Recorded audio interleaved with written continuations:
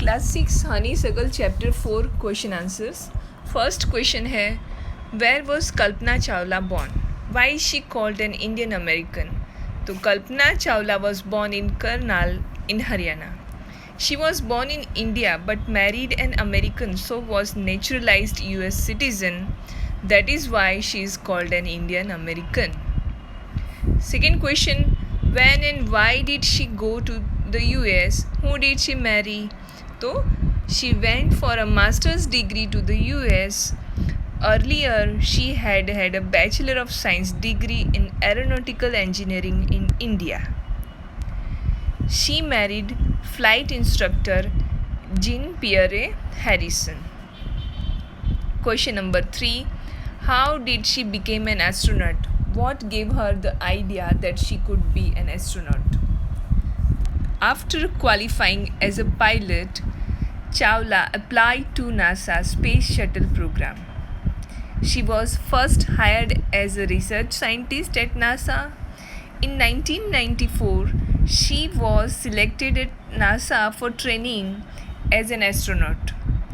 It was her success as a pilot which gave her the idea that she could become an astronaut. Thus, she became an astronaut. तो कल्पना चावला पहले qualifying pilot बन गई थी, फिर उसने NASA में space shuttle के लिए प्रोग्राम के लिए अप्लाई किया, तो उसको वहाँ पे फर्स्ट रिसर्च साइंटिस्ट के रूप में हायर किया गया नासा में. फिर उसको सिलेक्ट किया गया एस्ट्रोनॉट ट्रेनिंग के लिए. एज शी वॉज मतलब वो एक सक्सेसफुल पायलट थी, ऑलराउंडर थी, तो उसकी वजह से ही उसको एस्ट्रोनॉट बनने का चांस मिला और वो बनी. What abilities must an astronaut have है, यहाँ पे वाई को वी कर देना है. तो what abilities must an astronaut have according to the journalist. Journalist के मुताबिक एक एस्ट्रोनॉट में क्या क्या एबिलिटीज़ होनी चाहिए. तो according to the journalist an astronaut needs enormous ability, बहुत सारी एबिलिटीज़ होनी चाहिए. ही और she needs to know a lot about everything from biology to astrophysics to aeronautical engineering. मतलब एक एस्ट्रोनॉट को बायोलॉजी से लेके एस्ट्रोफिजिक्स से लेके एरोनॉटिकल इंजीनियरिंग तक का नॉलेज होना चाहिए. इन ब्रीफ मतलब इन शॉर्ट उनका कहना है कि ही और she must have encyclopedic knowledge. Encyclopedic knowledge यानी बहुत ही वास्ट नॉलेज, एक्सपर्टीज़ जो कहते हैं वो होना चाहिए. Question number 5, describe Kalpana Chawla's first mission in space. तो कल्पना चावला का जो फर्स्ट मिशन था उसको डिस्क्राइब करना है. Kalpana Chawla's first mission in space was in the space shuttle Columbia. It was of 15 days, 16 hours and 34 minutes. During this time, she went around the earth 252 times, traveling 10.45 million kilometers. तो उसका जो first mission था वो space shuttle Columbia में था और वो कितने दिन का, 15 डेज, 16 आवर्स और 34 मिनट्स का था. उस टाइम के दौरान उन्होंने अर्थ के 252 चक्कर काटे. She travelled around the earth 252 times और उसमें उसका ट्रैवलिंग कितने किलोमीटर्स का था, 10.45 million kilometres. The crew performed experiments. उन्होंने कुछ एक्सपेरिमेंट्स किए थे, such as pollinating plants to observe food growth in space. It also made test for making stronger metals. वहाँ पे स्ट्रॉन्गर मेटल बनाने का भी एक्सपेरिमेंट किया गया था एंड फास्टर कंप्यूटर चिप बनाने का. फिर it was all done for a price tag. और ये जो पूरा एक्सपेरिमेंट और पूरे मिशन का जो खर्चा था, it was about $56 million. Question number 6, what does Kalpana Chawla say about a dream? Do you agree with her that success is possible? तो कल्पना चावला जो है परसुइंग ड्रीम्स यानी ड्रीम्स को पूरा करने के लिए क्या कहती है और क्या आप उसके साथ अग्री है, क्या सक्सेस इज़ पॉसिबल? तो Kalpana Chawla says that it is possible to change a dream to reality. Dream को रियलिटी में कन्वर्ट करना पॉसिबल है. For this one needs vision and courage. तो उसके लिए दो चीज़ें चाहिए, एक तो विजन चाहिए और दूसरा करेज चाहिए. Yes, I agree with her that success is possible. However, I feel God's blessings are most essential.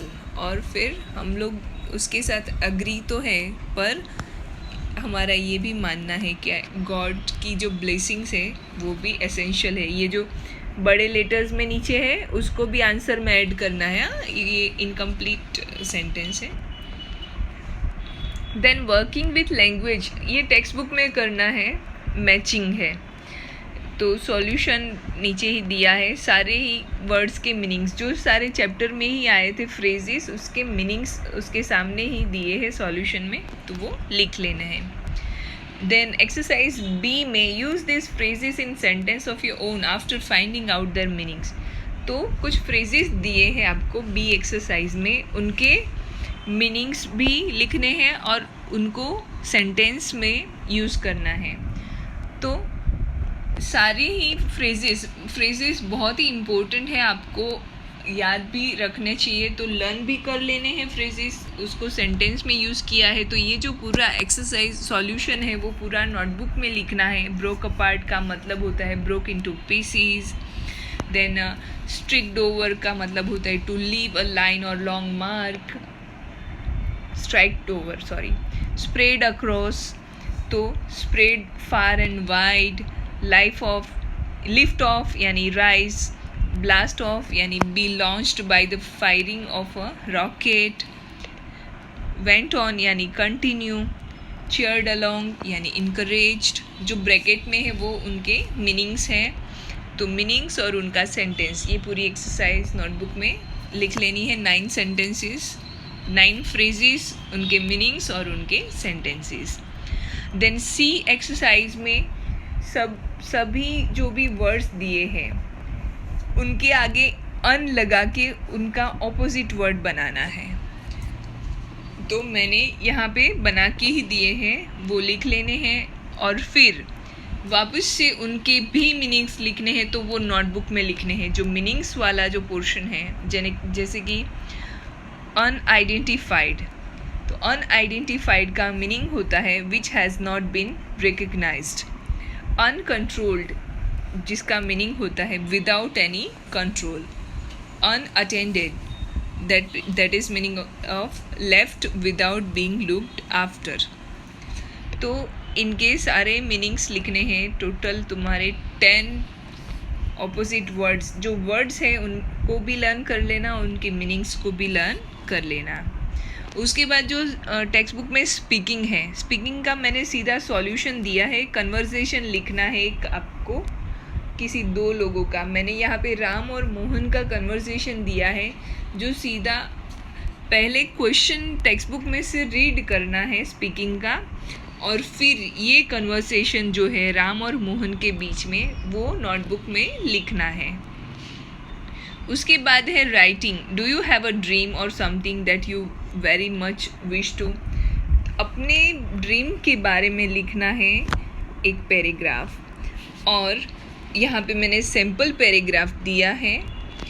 अगर वही पैराग्राफ आपको लिखना है तो वही लिख सकते हो, और आपका खुद का कोई ड्रीम है तो उसके बारे में भी आप लिख सकते हो. तो ये भी लिख लेना. Then B, given below are some words that are spelled differently in British and American English. Chapter के स्टार्टिंग में हमने कुछ वर्ड्स सीखे थे ब्रिटिश और अमेरिकन इंग्लिश में स्पेलिंग का क्या डिफरेंस होता है वो. तो यहाँ पे और थोड़े ब्रिटिश और अमेरिकन वर्ड्स है जिसमें स्पेलिंग में डिफरेंस है, जिसका सॉल्यूशन मैंने दिया है. ये जो वर्ड्स है वो आपको टेक्स्ट बुक में फिल करने हैं. तो चैप्टर 4 की एक्सरसाइज यहाँ पे फिनिश होती है, और नेक्स्ट वीडियो जो है उसमें पोएम का भी एक्सप्लेनेशन दिया है. तो पोएम को भी कंप्लीट कर लेना है, और पोएम का भी सॉल्यूशन साथ में दे रही हूँ, तो उसको भी कंप्लीट कर लेना है. ओके.